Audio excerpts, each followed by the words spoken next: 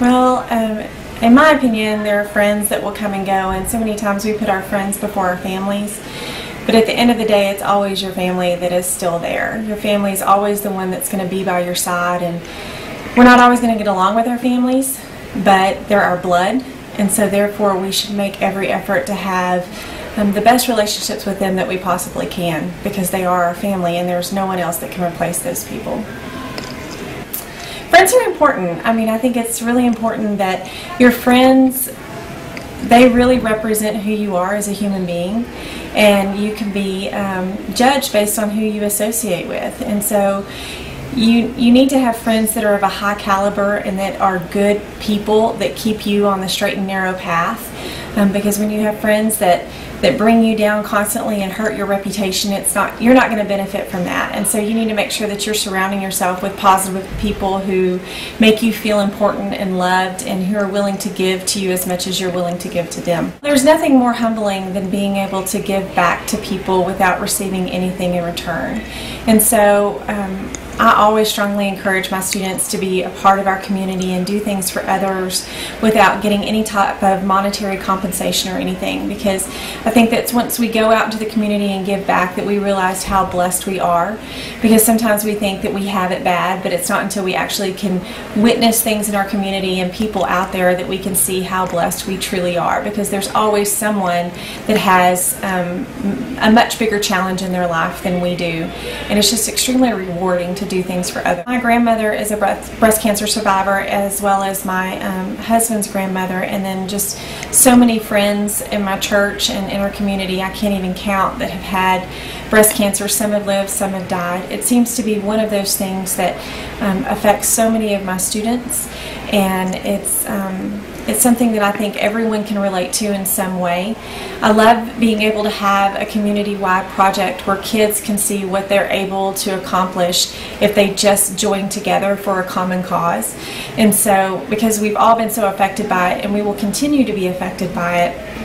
it's a great way for students at our high school to realize that they can make a difference and they can change the destiny for others if they raise money for a cause, and hopefully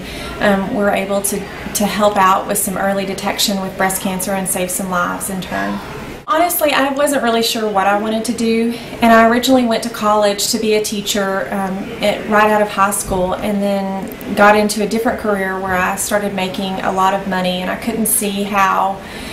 being a teacher would pay off because the money wasn't there. And then in all honesty, I felt like God spoke to my heart and just told me that this is not what I had intended for you. And so after kind of blindly following his words to me, not really knowing what direction I was headed, it became apparent to me after 2 years of going back to school where I was supposed to be, and that's Legacy High School, and I was supposed to be teaching teenagers. And so the blessings that I've had are far beyond monetary blessings, because obviously teachers don't make a lot of money, but it's just being able to be a part of the community of teenagers here, and they bless me and teach me so much about what it is to be a humanitarian and just a person. And so I quickly realized that this is where I was supposed to be, but it wasn't until I was 32 years old that I realized what I was placed on this earth to do and who I was supposed to be, and that's a teacher.